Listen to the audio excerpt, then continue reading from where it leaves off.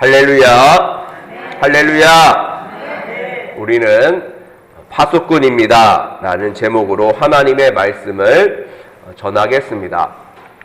먼저 작가 이기주님의 책 언어의 온도에 나오는 좋은 글을 소개하면서 말씀을 시작하겠습니다. 어제는 노트를 켜고 사람을 입력하려다 실수로 삶을 쳤다. 그러고 보니 사람에서 슬며시 받침을 바꾸면 사랑이 되고 사람에서 은밀하게 모음을 빼면 삶이 된다. 몇몇 언어학자는 사랑, 삶의 근원을 거슬러 올라가면 본류를 만나게 된다고 주장한다. 세 단어는 모두 하나의 어원에서 파생했다는 것이다. 매우 감동적인 글인데요. 저는 이 글을 이렇게 해석했습니다. 사람, 삶, 사랑.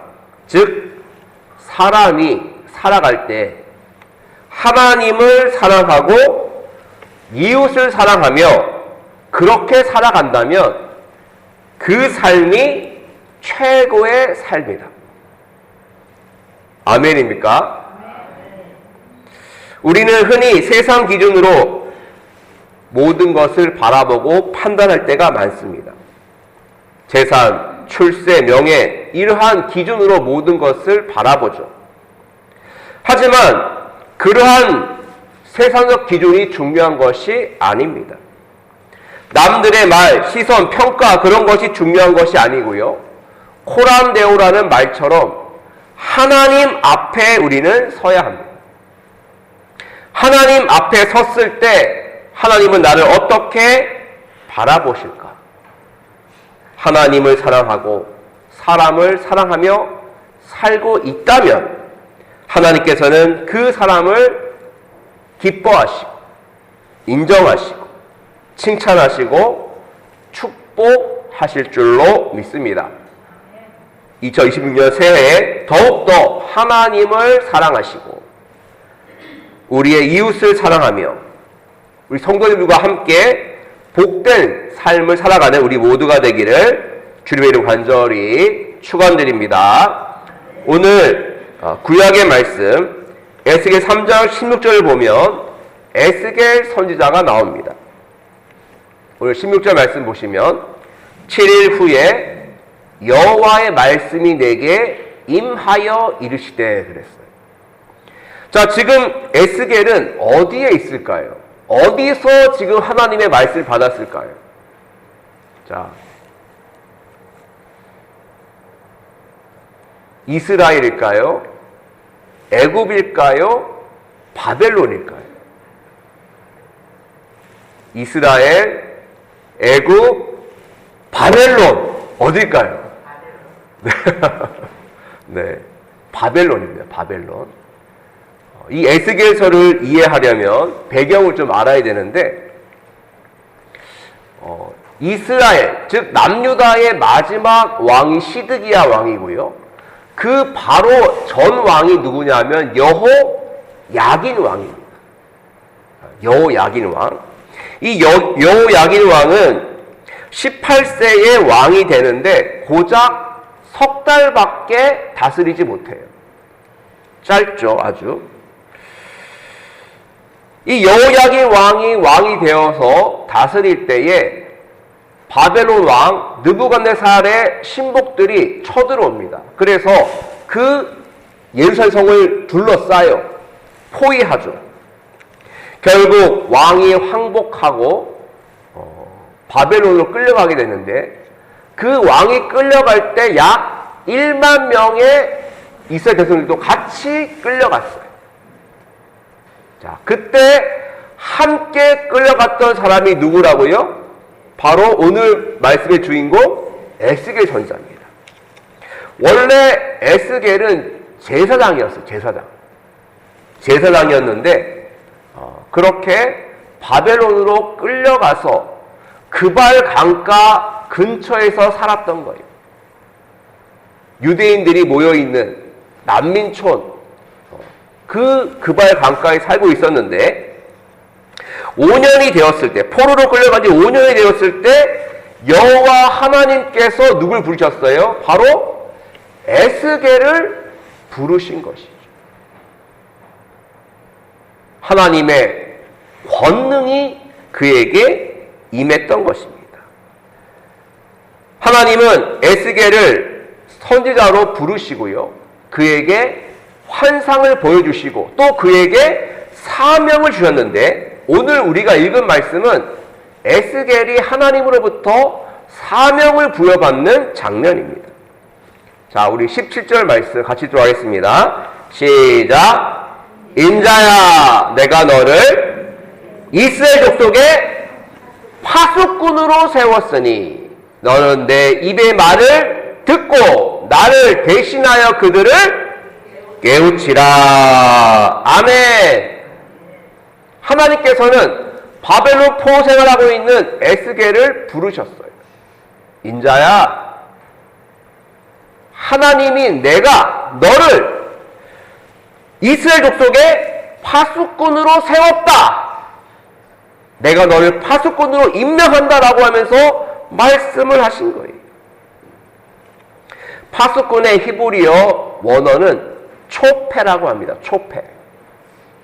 초페가 뭐냐면 날카로운 눈으로 보는 사람, 감찰하는 사람인데 우리가 잘 알고 있는 경비병, 초병, 그거 같은 거죠. 적들의 공격을 인지하고 경고하여 백성을 보호하고 성을 지키는 역할을 하는 사람이 바로 파수꾼이지 않습니까? 하나님께서는 에스겔에게 그러한 영적 파수꾼으로서 그를 부르신 거예요. 너는 지금 이스라엘 족속의 파수꾼이다. 그냥 파수꾼이 아니라 영적 파수꾼이다. 내가 너를 세웠다. 너는 내 입의 말을 듣고 나를 대신하여 그들을 깨우쳐야 하라고 한다면서 그에게 사명을 주셨던 것이죠. 하나님의 말씀을 받아라. 그리고 그 말씀을 전하라. 그래서 그들을 깨우치라.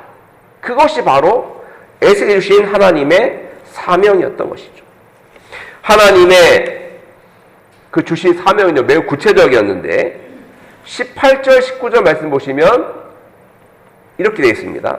한번 같이 읽을까요? 시작.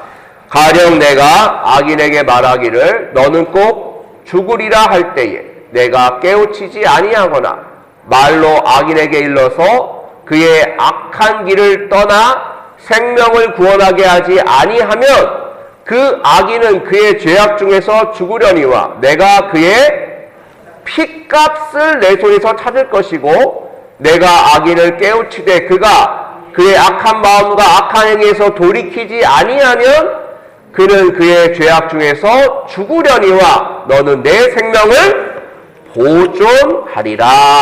아멘. 간단하게 말씀하면 악인에게 하나님의 말씀을 전하라는 거예요. 하나님의 말씀을 전하라. 너 이러면 안 돼.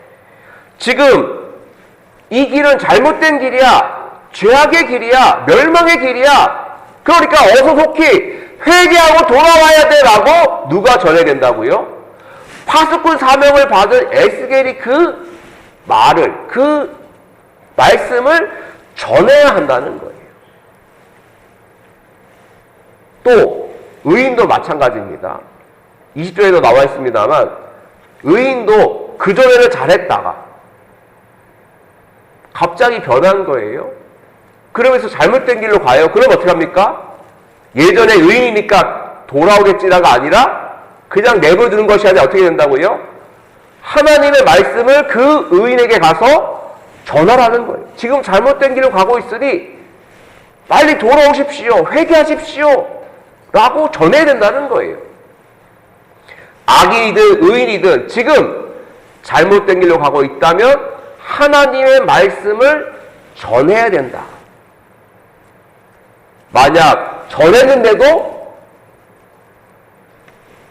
그가 회개하지 않고 돌아오지 않으면 그거는 그 사람의 형벌로 끝나지만, 만약 내가 전해야 하는데도 전하지 않으면 어떻게 한다고 하셨죠?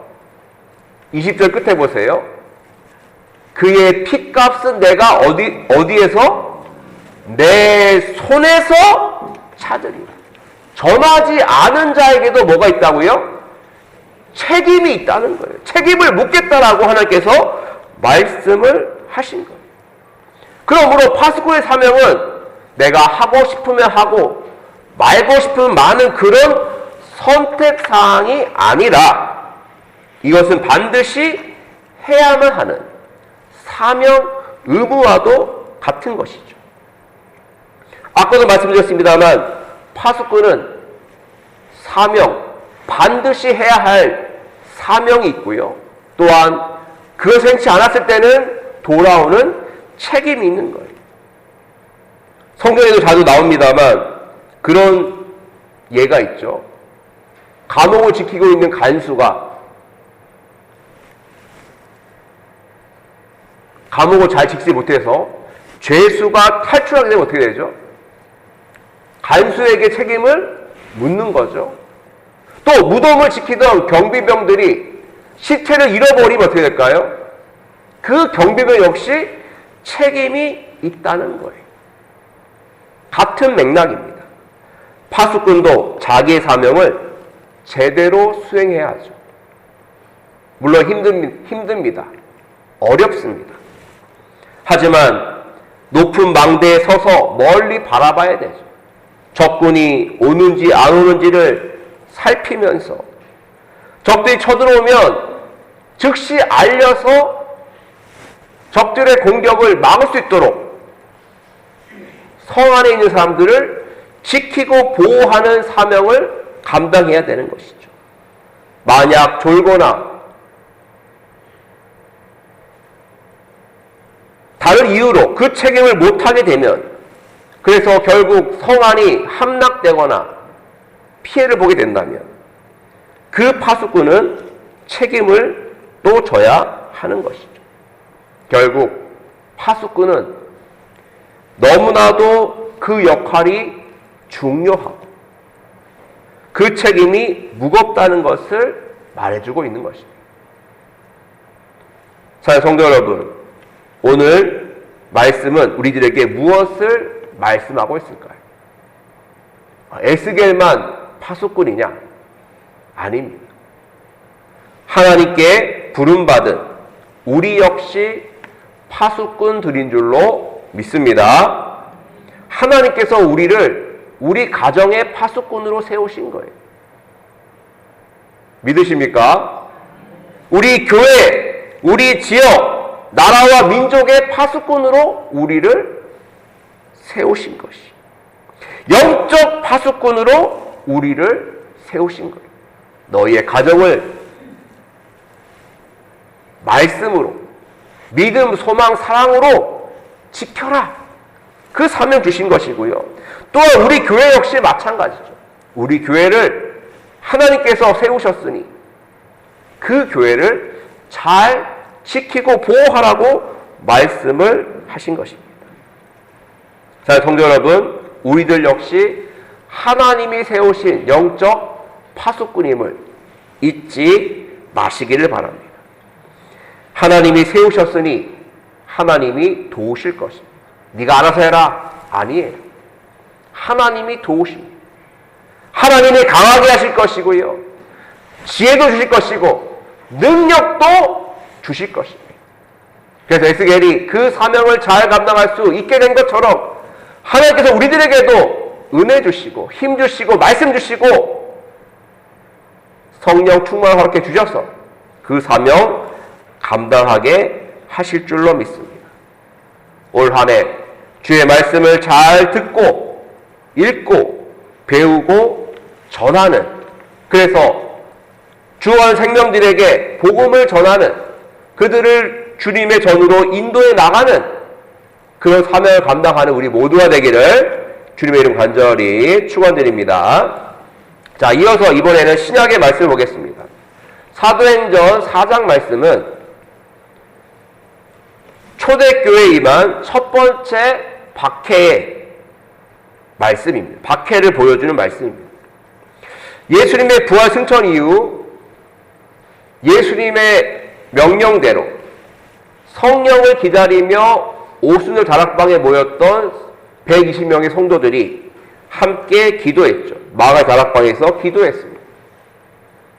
기도할 때 그들은 바람 같은 성령, 불 같은 성령님의 임재를 체험하게 되죠. 그들은 방언을 하였고요. 또 자기들이 가진 소유를 팔아 나누어주고 날마다 성전에 모이기에 힘쓰고 집에서 떡을 떼며 기쁨과 순전한 마음으로 음식을 먹고 하나님을 찬미하며 온 백성들에게 칭송을 받았습니다. 그것이 바로 초대교회의 모습이었죠. 또 베드로와 요한이 놀라운 치유 사건을 일으키는데요. 성전 미문에 앉아있던 그 안진뱅이, 그 사람을 어떻게 하죠? 일으킵니다. 뭐라고 합니까? 은과 금은 내게 없거니와 내게 있는 것으로 내게 주노니 곧 나사렛 예수의 이름으로 일어나 걸으라 라고 말했어요. 누구의 이름으로요? 예수 그리스도의 이름으로 일어나 걸으라고 명령하니 그 말씀대로 그 안진뱅이가 일어나게 되었어요. 평생 성전 미문에서 구걸하며 불쌍하게 있었던 그 사람이 예수님의 이름으로 일어나는 기적을 보니 사람들이 구름대처럼 몰리기 시작합니다. 그래서 사도행전 3장 11절 말씀 보시면 나은 사람이 베드로와 요한을 붙잡으니 모든 백성이 크게 놀라며 달려나아가 솔로몬의 행각이라 불리우는 행각에 모였다 그랬죠. 수많은 사람들이 구름대처럼 몰린 거예요. 그때 베드로가 어떤 걸 말하냐면요. 예수님이 부활하셨습니다. 이 사람이 걷게 된 것은 내가 한 것이 아니라 예수님의 이름으로 이루어진 것이다. 예수님은 부활하셨다. 예수님은 그리스도라고 고백한 것이죠. 설교한 거예요. 그 설교에 감동받은 사람들이 나 이제부터 예수님 믿겠다. 예수 영접하겠다라고 했는데 그때 예수를 믿게 된 사람이 남자만 5,000명이었다고 사도행전은 기록하고 있습니다. 초대교회가 시작한 지 얼마 되지 않아 불길처럼 많은 사람들이 주목하고 모이고 예수님을 섬기고 믿게 되었던 것이죠. 자, 그러자 가장 긴장하고 위협을 느낀 사람들이 바로 그때 당시에 종교 지도자들이었습니다. 예루살렘의 기득권자들, 종교 지도자들, 바리새인들, 서기관들, 제사장들, 사내들인 공의회의 그런 모인 의회 사람들이 가장 긴장을 하게 되죠. 자, 그래서 그들이 어떻게 했냐면요. 베드로와 요한을 붙잡아서 감옥에 가둡니다. 그런데 가둘 만한 근거가 부족한 거예요. 그래서 의논을 합니다. 어떻게 될까? 죄가 없는 거예요. 그래서 놓아주자. 그런데 그냥 놓아주면 안 되니까 어떻게 하자 그러죠? 자, 17절 말씀 보겠습니다. 자, 이것이 민간에 더 퍼지지 못하게 어떻게 하라고요? 그들을 위협해라 이거죠. 위협해야 된다. 다시는 예수님의 이응자도 하지 못하도록 겁주고 위협해서 다시는 복음을 전하지 못하도록 막자는 것이었어요. 그래서 경고합니다. 야, 더 이상 예수 이름으로 말하지 마. 가르치지도 마. 또 발각되면 너희들 또 감옥에 들어간다. 매로 맞아. 가만 안 있어. 채찍으로 칠 거야. 온갖 불이익을 주겠다라고 하면서 협박하고 위협을 한 거예요. 더 이상 교회가 성장하지 못하도록, 복음이 전해지지 못하도록 그렇게 위협하고 막은 거예요. 자, 이렇게 힘 있는 자들이 위협하고 협박했는데 베드로와 요한은 어떻게 했을까요? 무서워하면서 다시는 복음 전하지 않겠습니다. 조용히 살겠습니다. 그렇게 했을까요? 자, 19절 20절 말씀 같이 하겠습니다. 시작.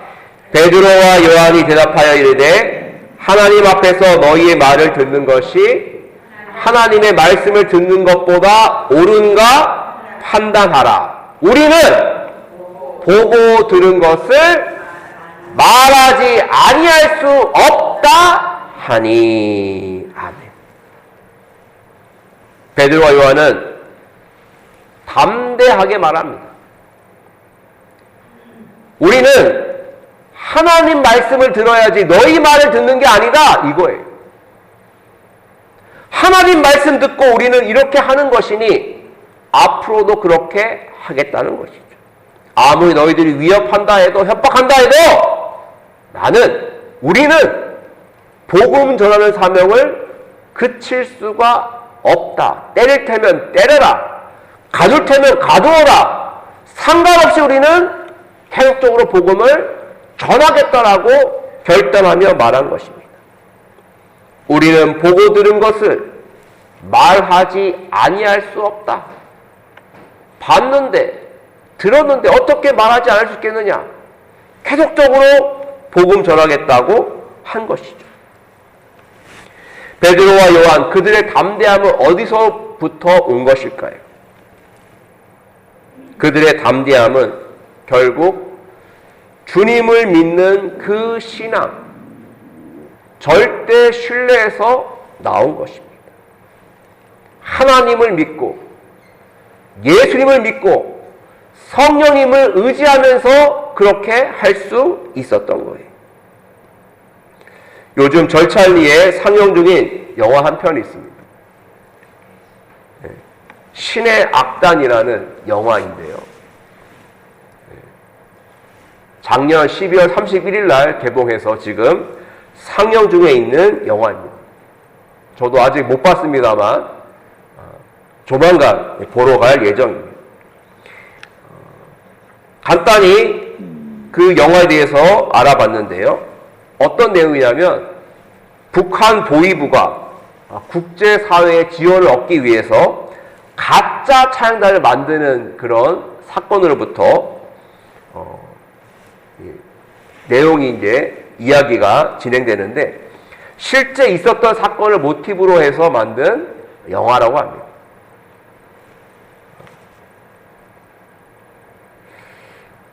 그 감독, 그 영화를 만든 김형엽 감독이라는 분이 중앙일보와 인터뷰한 것을 제가 찾아봤는데요. 이렇게 말하더라고요. 예전에 칠골교회라고 있었지 않습니까?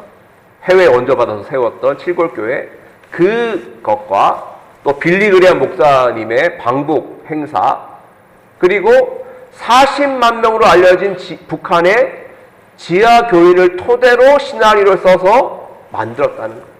탈북자 백경윤 씨가 있는데 이분이 각색에 참여해서 디테일을 살렸다라고 하면서 그런 이제 인터뷰한 것을 보았습니다. 제가 이 인터뷰를 통해서 깜짝 놀란 게 뭐냐면 북한의 지하교인이 40만 명이라는 걸 보고 깜짝 놀랐습니다. 물론 있다는 것을 알았습니다.